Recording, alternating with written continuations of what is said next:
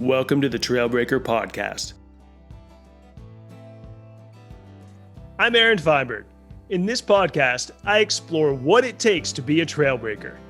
Through intimate conversations with people carving new paths across the landscape of business, art, and sport, we dig in on how to excel across seemingly disparate endeavors. What drives people who manage to succeed multidimensionally? Is it how they think? Is it meticulous planning and follow-through? Or is it some measure of delusional optimism? My guest today is Carston Oliver, a multi-sport professional athlete, environmental advocate, and self-proclaimed hot sauce weirdo. We talked about him being uncomfortable with self-promotion in social media, having a tinkering mindset, and the value of being prepared. Good afternoon, Carston. How are you? Good. How are you doing, Aaron? Fantastic. Thanks for joining the show, and excited to talk about all sorts of things with you today. And first and foremost, you're in Salt Lake and wondering, how has the skiing been? As of late, it's been awesome. We had a really slow start to the season and had early snow and then high pressure for like a month and a half. So then once we finally got snow, it was really high avalanche danger and we're pretty much tiptoeing around until the last couple weeks. Really, we finally got a whole lot of snow buried kind of those layers of concern really deep, and now things are finally kind of opening up a bit here. We're in a little bit of a high pressure, but we at least have a setup so the rest of the season should be a lot better than the start was. It's been crazy across almost all the states, it feels like, with so many unfortunate deaths and scary snowpack everywhere, it seems. So glad you guys are safe. And did you wind up doing any biking in the desert or any escaping the snow for other locales? Yeah, earlier in the year, like December and January, I had a couple little escapes up to the Northwest. It seemed like Mount Baker at that time was kind of the only place in the Western US that didn't have a terrifying snowpack and actually had like a reasonable amount of snow. So I managed to get up there and do both some biking and some skiing. And then came back here in time for a ton of snow and to watch the mountains kind of eat themselves for a few days. And now things are kind of finally stabilizing, and I think we're sitting pretty. Fantastic. And speaking of eating things, I want to thank you again for sending me, as a Christmas present, a bottle of the spicy magic sauce. It is unbelievably delicious. So anyone out there who does not know that Carston is also a hot sauce maker should dig into his stuff. It is delightful. And on that note, I affectionately call you the quiet crusher, in the sense that for all the things that you do, biking, skiing, hot sauce making, and actually I think there's a bunch of other things we should probably talk about that maybe folks don't know about, but you have this demeanor that I wouldn't say is reserved, but it's on the quieter side. It's definitely not on the up in your face self-promoter, et cetera, yet you are, top of your game in lots of different parts of life. So what's it like to sort of be in this space of pro athlete across a couple different sports? And how do you approach your career if, that constant broadcasting of yourself is not part of your day to day? I mean, for me, really, like, the focus was always just on doing the thing, not on promoting myself or promoting what I was doing. And fortunately, I got into the ski game before social media was like a super huge thing. So we were reliant more on like getting shots in magazines and having movie parts, and then did a lot of work with product designers with the brands I was working with, and sort of had added value there. And as the whole like constant update, constantly promoting yourself social media thing started to come into play, Um, I dabble a little bit, but I've always been more kind of like the let the action speak, not speak for myself, you know, like I'd rather just go ski and do things and hope people recognize what I'm doing. And if not, like whatever, I don't care. I'm having those experiences and I'm sharing them with other people who are out there in the mountains with me. Like that's always been the priority. Um, but like I could kind of see the social media thing coming down the pipe. And I sort of made a point right out the get-go to never make that a requirement with any of the contracts with any of the brands I work with or with any of the companies I was working with, just because I am so uncomfortable with self-promotion. And in a lot of ways for me, it takes away from that focus on what I'm actually doing and on being good at the actual task to be putting so much time and energy into just like talking about it. Um, so by kind of setting that precedent out the gate and being firm about following through that with that over the years, I've managed to kind of keep this little bit more under the radar profile as far as social media is concerned, but I'm still getting shots in magazines. I'm still have video parts. I'm still working with designers to help improve the product. So like, I just focus on the value to those brands I work with in coming from other places, essentially. How'd those conversations go when it was time to finalize those contracts? You know, in terms of pushback you got or support. Obviously, it worked out, but what was it like to engage with the companies in that way? I mean, fortunately, since I started doing it so early in the game before it was like kind of standard for every single contract to have like X number of social media posts, it was really easy to say, like, hey, this is extra work and it distracts from all the other things I'm doing. So unless there's additional compensation for that, like I would rather not add that into the agreements that we've had from previous years. And you know, some brands get it more than others, um, but like beyond just the added work, like I do have like a very skeptical view of social media, kind of always have, and like there are like it's a valuable tool in a lot of ways, and people who do it well, it's great, but like there are various like both personal and like societal wide like psychological consequences to over engagement with it. And I've always like kind of tried to keep it at arm's length just for those reasons. And most people get it. Like you just have to talk to them about it. I like I like that. The stance is different and unique, and I also, you know, taking a stand for what you believe in and finding partners that can support that. That's universal across all sorts of parts of life. So that's great. And it sounds like you add value to the companies in these other ways too. So you were mentioning about product design and input and testing, etc. Tell me a little bit more about that.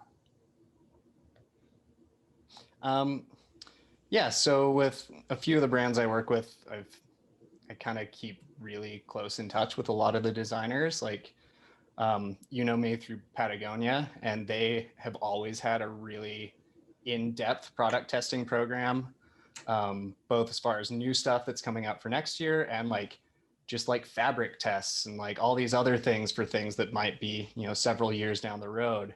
And like when I saw that they had that aspect to the brand, I was like, I have sort of a tinkering mind. Like I always play with gear. Like I want to be involved where I can with that. And they're really good about trying to get whatever of their athletes and ambassadors who want to be involved with that test program as embedded with it as they can, because like the people who are actually using the gear and beating it up um, every single day can really give some valuable feedback.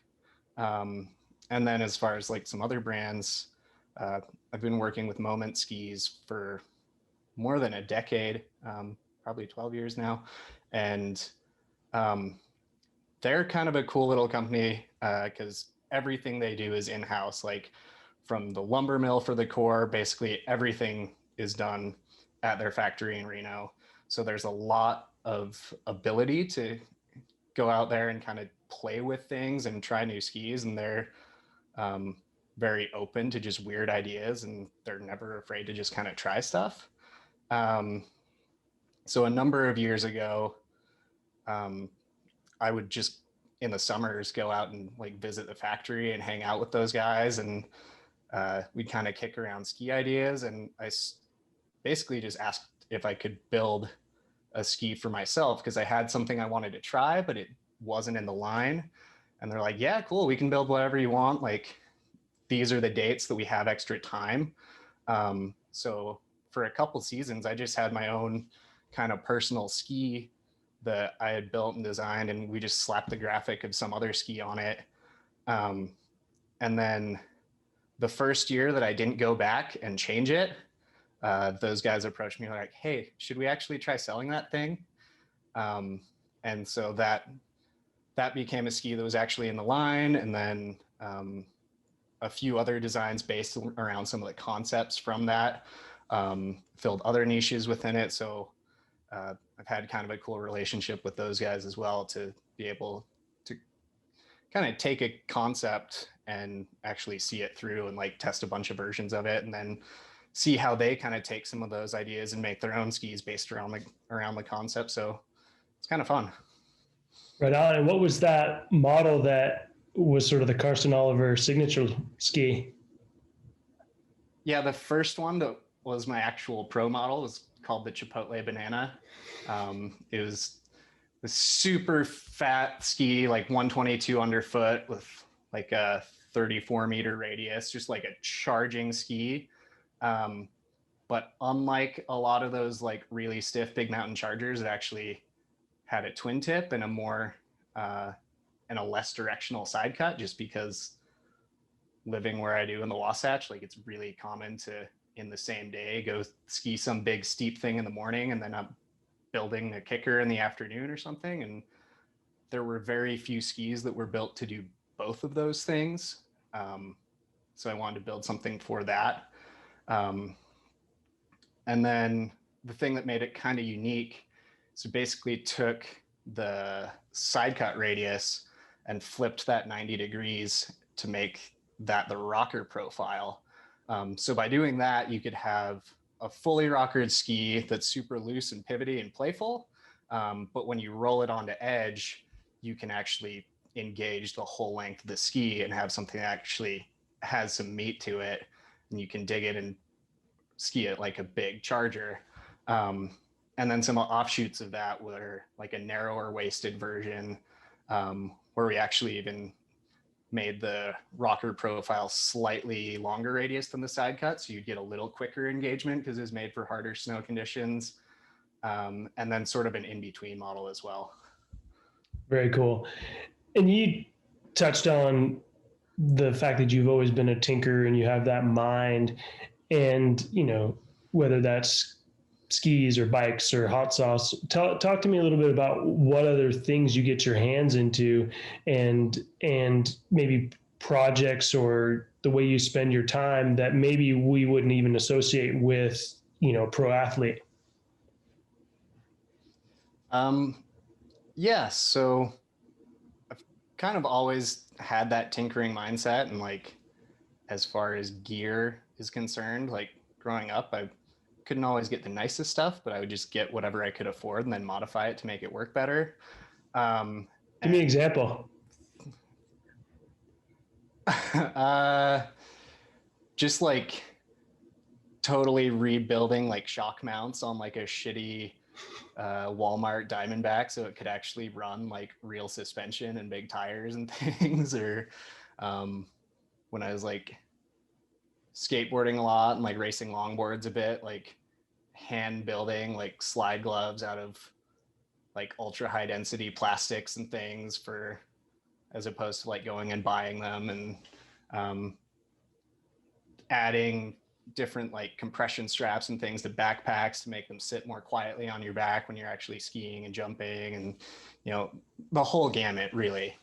And yeah, I don't know, that sort of mindset also drove what I ended up pursuing in school to a certain degree. Like I went to the University of Utah for mechanical engineering. I didn't finish because I got very distracted by mountains and skiing, but it at least allowed me to like further develop some of that skill set, and also kind of keep my finger in other worlds outside of sport, because like obviously like it's really easy for this stuff to end very quickly. You can get hurt, or brands can fold, or like whatever. Like it's not a forever thing.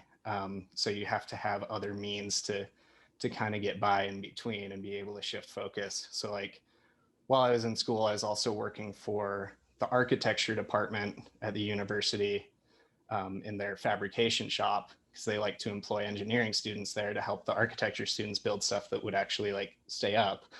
And I was also working for some of my dad's buddies, working on like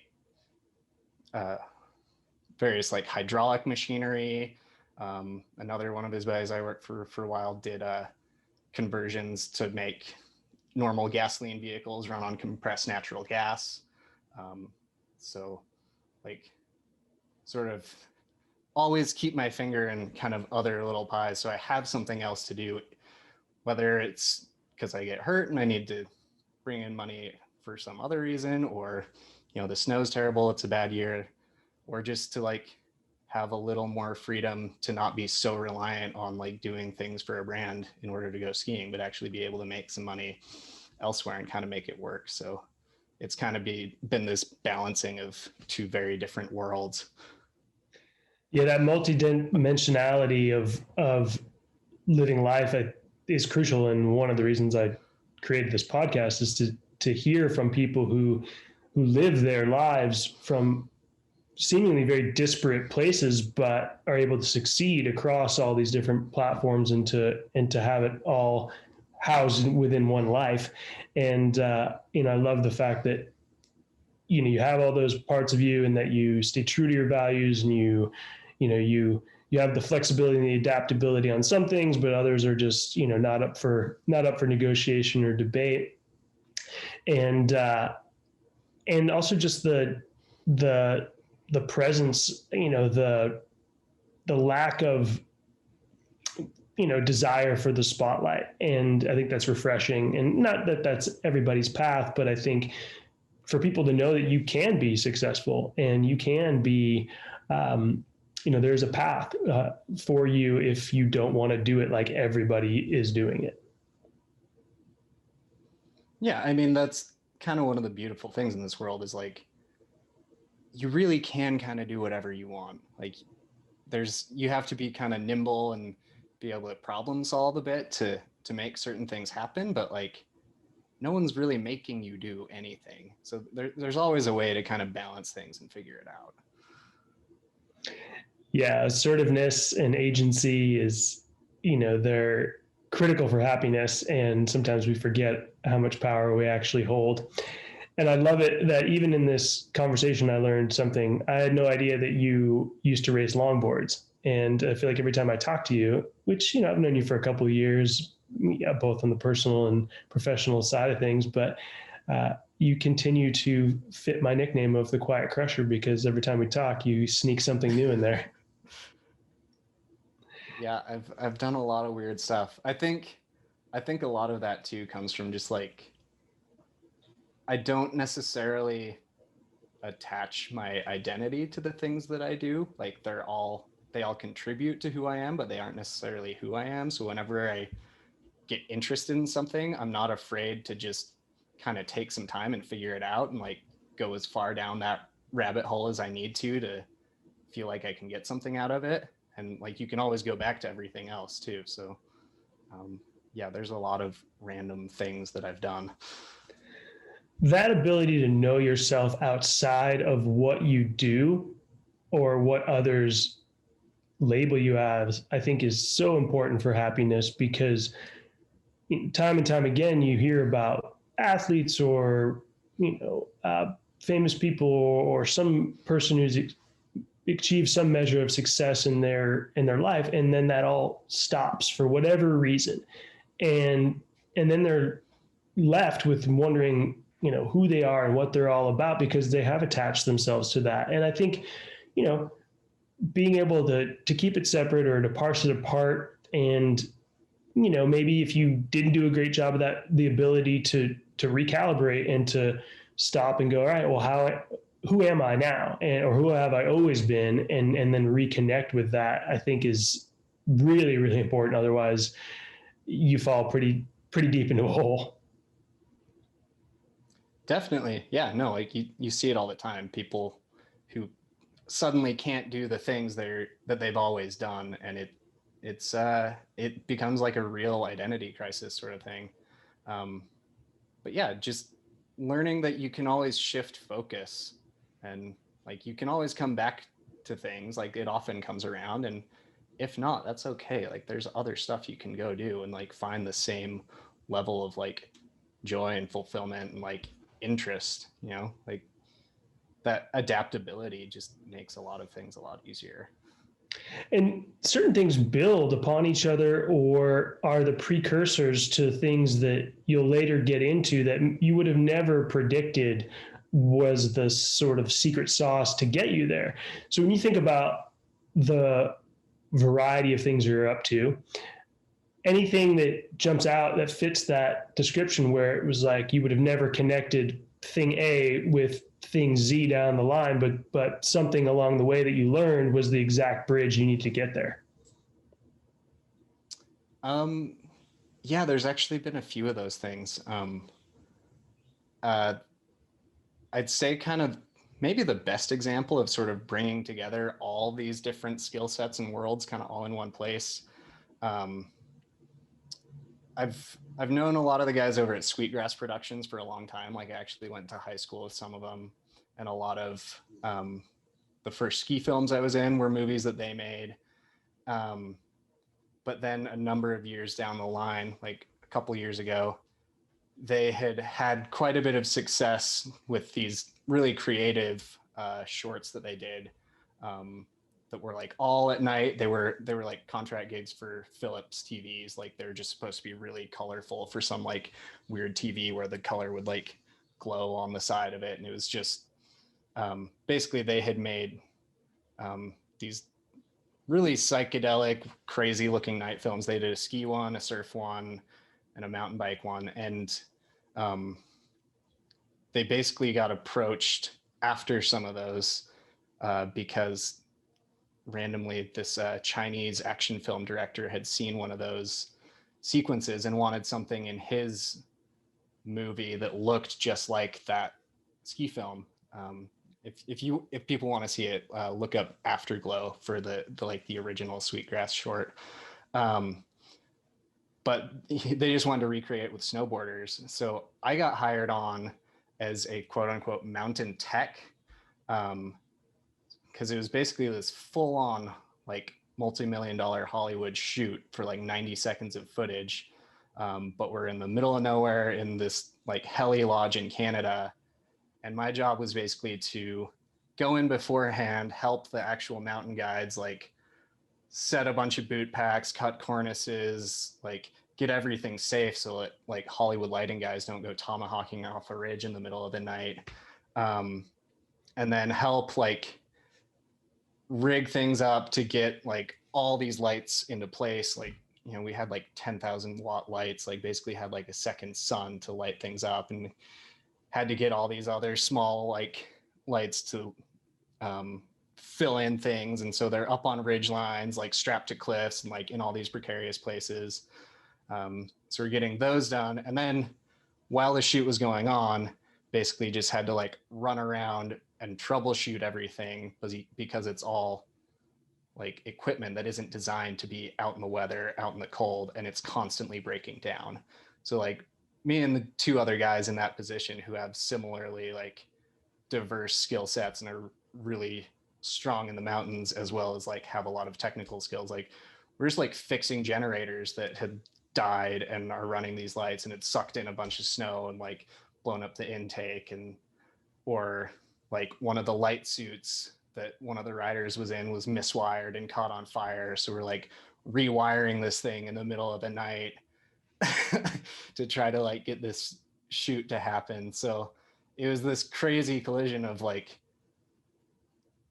all the experience from skiing, all the safety stuff to make like the more remote skiing that I've done happen, as well as like the technical skills to fix everything from generators to snowmobiles to lighting equipment, and just sort of kind of help keep the wheels on the bus on this like really quick, like high pressure shoot. Did you like that whole experience? Uh, it was really cool after the fact. In the middle of it, it was just kind of chaos, but we made it work. So I'm glad I did it. It had its ups and downs. We'll put it that way. But I ended up doing two of those. Like I helped with their final of those original Phillips shoots, the mountain bike one, and then the like redo of the snow one for random Chinese director. And kind of related to that chaos, as a guy who seemingly just stays pretty mellow, at least, visually talking to you, not to say you don't have your internal ups and downs and a whole host of feelings inside, but on the surface, you seem so measured and so calm. So I guess two questions. One, are you really wired like that? Because I do know there's a lot of athletes, especially ones that are in high risk sports, who just physiologically, they just don't get that wound up. So that's what they're able to stay cool in those really hectic positions.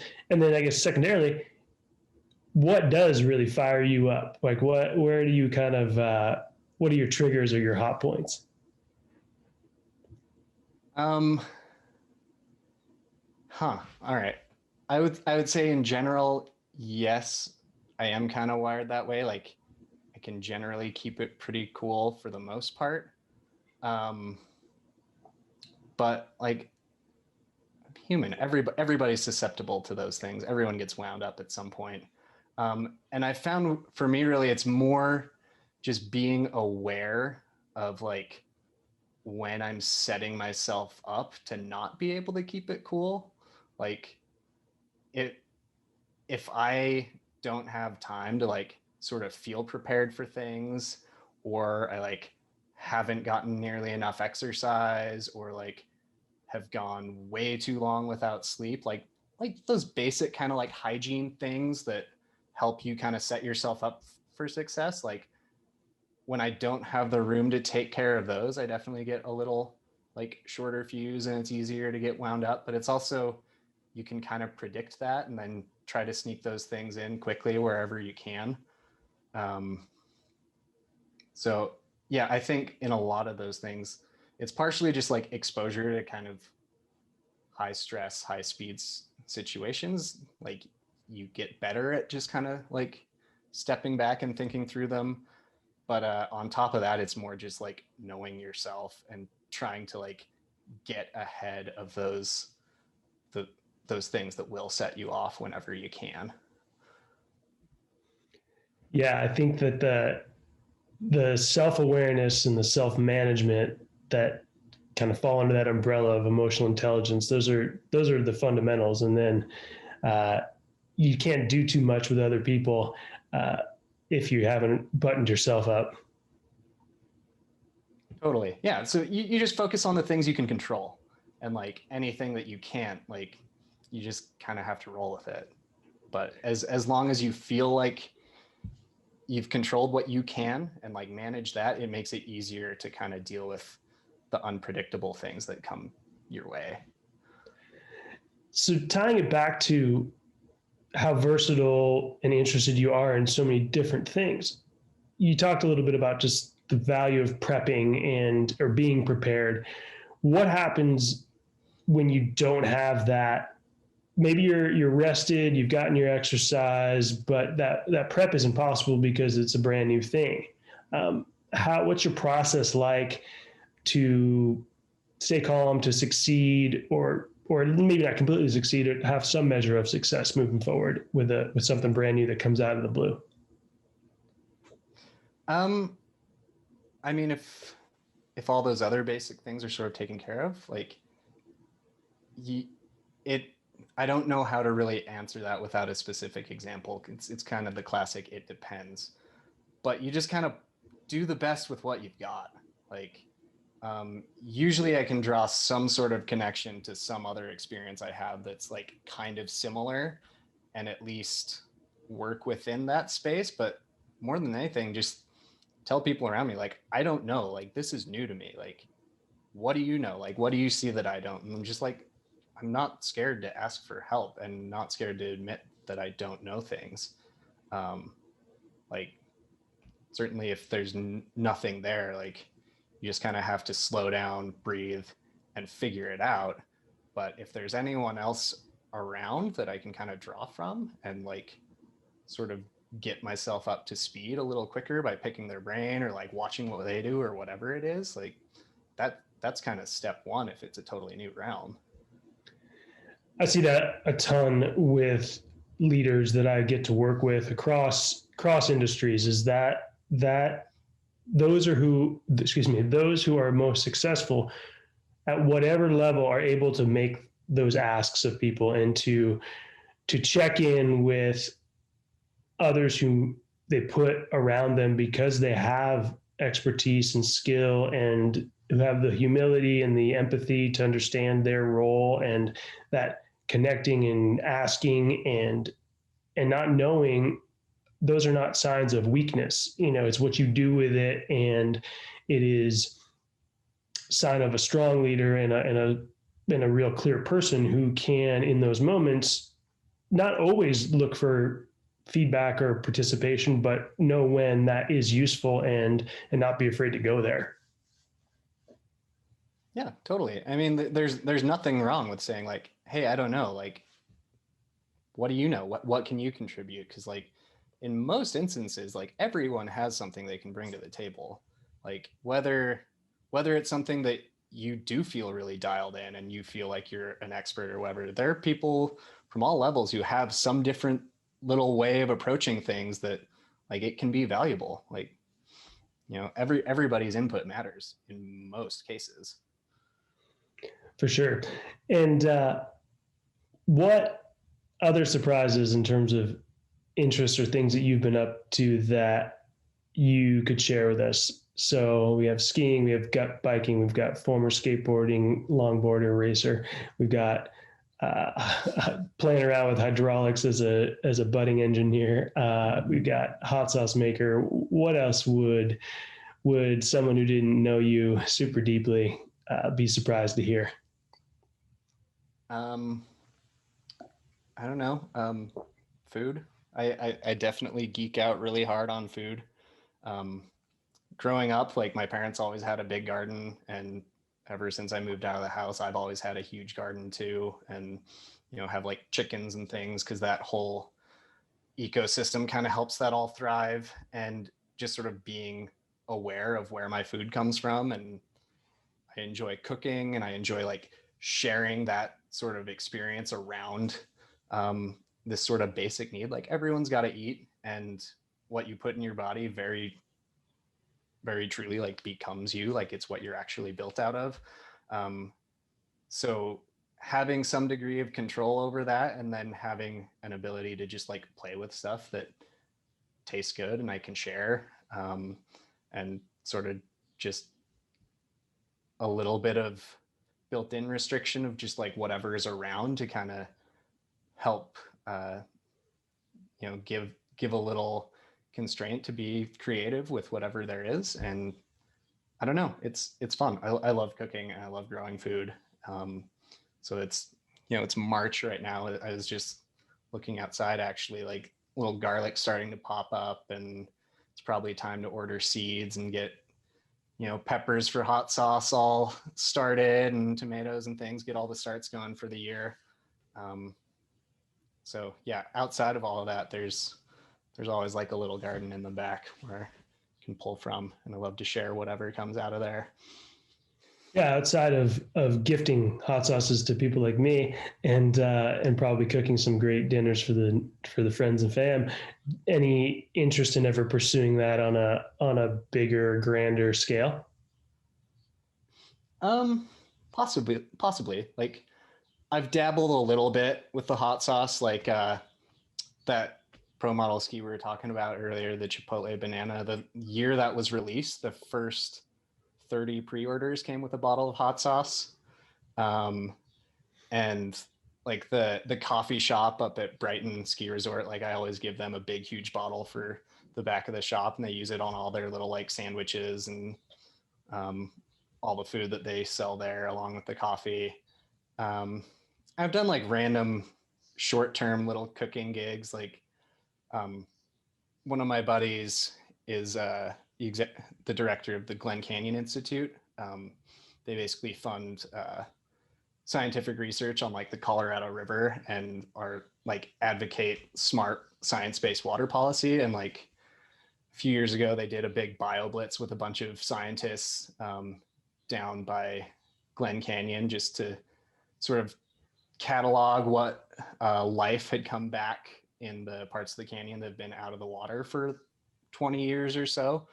And I was basically like camp chef for a group of like 30 scientists for like, what was it, 4 or 5 days. So that was kind of fun. Occasionally get like hired to cook like a big, huge like Japanese dinner or something for friends who are having a big party or something. So I don't know, like all of that stuff. I could pursue it more. Like it would be kind of fun to actually build out the hot sauce brand or like find some funny little restaurant space. But I also mostly do it for fun and I don't want to kind of ruin it by having to do it all the time. So unless I can find some weird way to only have to do it like certain times, I don't know that I would actually pursue it. Yeah, sometimes when it becomes a job, the fun is gone. So that makes a lot of sense. Yep. And just dawned on me when you were talking about the Glen Canyon experience. You've done some advocacy work, some speaking or some advocating across a couple different platforms over this last year or two. And can you talk to us a little bit about just high level what those areas were that you were kind of pushing for change on, and then also what it was like to step into that realm as an advocate for change, and what you had to do to stretch yourself or challenges you had along the way on that path. Um, yeah. So done a little bit of like kind of advocacy, and I don't know about if I would call it activism so much as just actually kind of giving a shit about what happens in the places I like to play and just feeling like it's something that most of us should do if we actually care. Uh, but at any rate, there's been some really kind of fun, easy stuff just because it's had a lot of community support.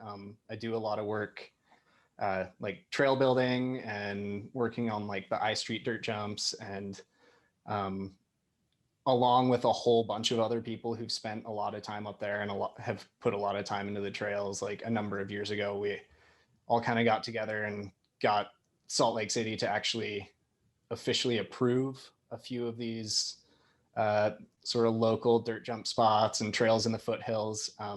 Just because over the years there have been times when someone would get hurt or some complaint would come up and there was threat of those uh, getting bulldozed or torn down or shut down in some way, shape, or form. But the reality is, like, most people here ride bikes, and like parents teach their kids to ride at these places, and it really is a community asset. So we basically got together and showed the city like how much support the community has for those places. And because of that, over the last several years, the city is now like fully supportive of trail projects in the foothills, and they've totally redone the master plan, and they're like putting in a whole bunch of directional bike trails and like hiking only trails, and just like making a lot more places for like kind of like nearby easy places for people to play available, just because there is like an increase in use of all of that stuff, and this city kind of sees the value in being able to spread people out and give people that place to play. and keeping those places around moving forward. So that stuff's been really fun. And then there's also been this attempt to kind of manage the very like busy, diverse ecosystem that is the Cottonwood Canyons and the Central Wasatch. Just because you have this crazy collision of like full-on wilderness immediately next to like a city with a couple million people. And at the top of those canyons where you're on Forest Service land, you have ski resorts. So there, and on top of that, it's also watershed for the city. So, and it's basically the Tri-Canyon area gets as much visitation per year as all 5 national parks in Utah combined. So there's like a whole lot of different people who have some stake in what's going on up there. And a number of years ago, there's this basically this process called the Mountain Accord, where they're attempting to create like a long-term plan to manage the canyons to where you're not degrading the natural resource that's there, but you're still allowing the ski resorts to have their business and like grow and develop and have places for people to hike and bike and ski and like balance that with recreationalists and not overwhelm the neighborhoods that are up there and still have some sort of like reasonable roadway to get people up into those places. It's this whole complicated mess. But it basically had come to this point where after they went through this like process to kind of get a plan, they were looking at creating sort of a new land designation for the upper part of the Cottonwoods for all that stuff that is on Forest Service, but isn't wilderness like the lower part of the canyon. And it ostensibly would take the current Forest Service management plan because it has a pretty good balance of kind of keeping the ski areas relegated to the areas that they have to use and like keep their growth within that limited space, keep the watershed well protected, and keep those like spaces that aren't full on wilderness but are outside of the ski areas within like a slightly higher protected status than just like your sort of like loose national forest BLM sort of designation, where it's still like non-motorized, like it's like a little bit better like natural resource management, but you still can, you know, ride a bike through there because that's one of the classic usages.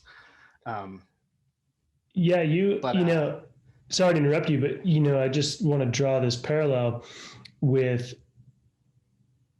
you know, being able to make change and be an advocate and to do it in a way that feels right to your core. And, you know, there's folks that feels right to them to be on social media, or it's to be, you know, on the steps of the government, or someone like you who it's do the things in the backyard that you give a shit about, and that you feel compelled that strike chords with you, and you don't need to draw a ton of spotlight to it, but it creates a change just as valuable. So I think that's a really important thing for people to hear, that, you know, and I don't think it's a little cliche, like it can be these small changes, but, you know, as you just described, even things that seemingly small, I mean, they're can be hyperly complicated with many stakeholders, with many different values and needs, and it's not easy work. But I think when you folks find the thing that really strikes a chord with them, they stick with the projects, whether it's the garden in the backyard or whether it is the, you know, the project you're describing. So that's amazing. And then, you know, as we kind of wind down a little bit in this chat, what did you learn about yourself, you know, in this sort of advocacy or giving a shit space, right? You know, there's obviously this athletic you, there's the tinker you, there's the, you know, the cooking and food you, but this other side of you, what what did you notice about yourself, or how were you pushed to grow? Yeah, first of all, thank you for stopping me on the like rant trying to explain this overly complicated issue.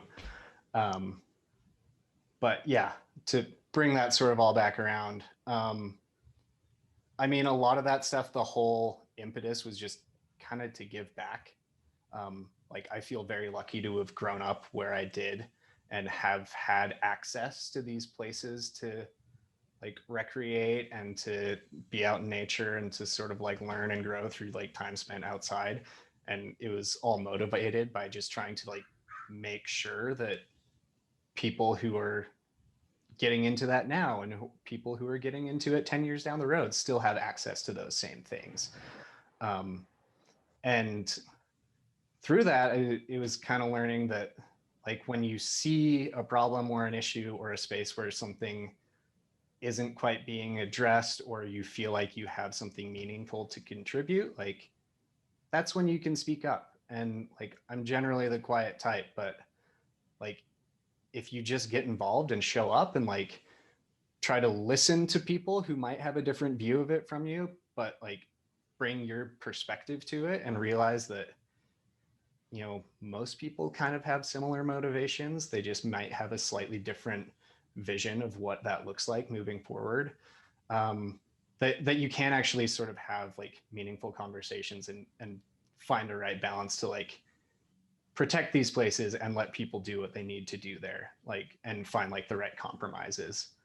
And yeah, to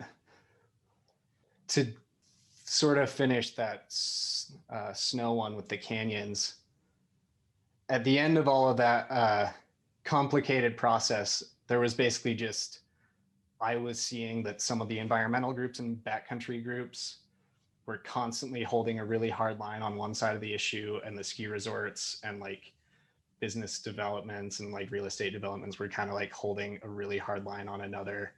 Um, and they were kind of ignoring the fact that most of the people who actually use and recreate in these places are somewhere in the middle and kind of see value in both like the resort experience and the like dispersed recreation, kind of more wild experience, and just sort of tried to act as a go-between in some of these conversations and like just bring a few more people to the table to kind of have that like middle ground view.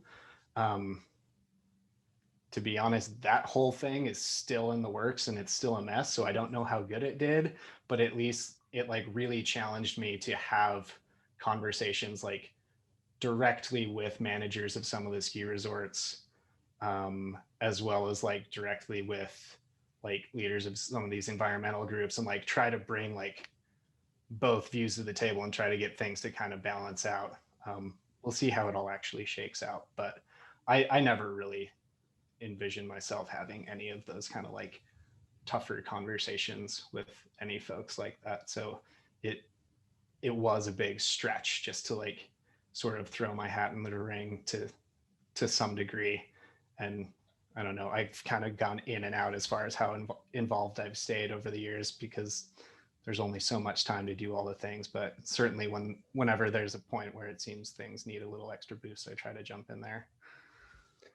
Yeah, I think that, you talked throughout our conversation today about the value of both just jumping in and doing and trying and creating something that maybe no one else has considered was possible. So whether it's, going out and buying your own gloves for skateboarding, or just making your own, or, pitching the contract that works for you to these companies that maybe nobody else was wanting to do, and hearing a yes, and the idea that, to carve those new paths, to break those new trails, you have to be willing to not only believe in yourself, but also believe that it's possible, and connect things that, seemingly other people wouldn't connect, and to sort of not just be self-focused, but to see the value of, there's infinite amount that we can learn, and other people around us play a pretty big role in keeping us moving forward on those trails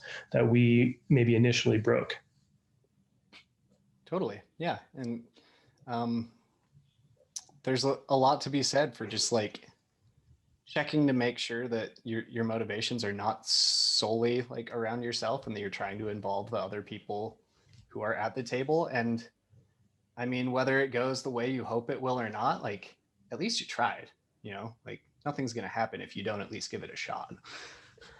Yeah, the ability to and willingness to break a trail in another direction, sometimes to strike gold, and sometimes you'll be hung up on the edge, and sometimes you'll be deep in the hole. But that's part of the joy of the whole process. So, Carston, I want to thank you for taking some time out of your day to join me and to have a pretty rich talk. I hope others will enjoy, and all the best for the rest of your season, and get that garden growing. And I hope that Mother Winter dumps a whole bunch more snow on all of us safely. So thanks for your time, and look forward to catching up soon.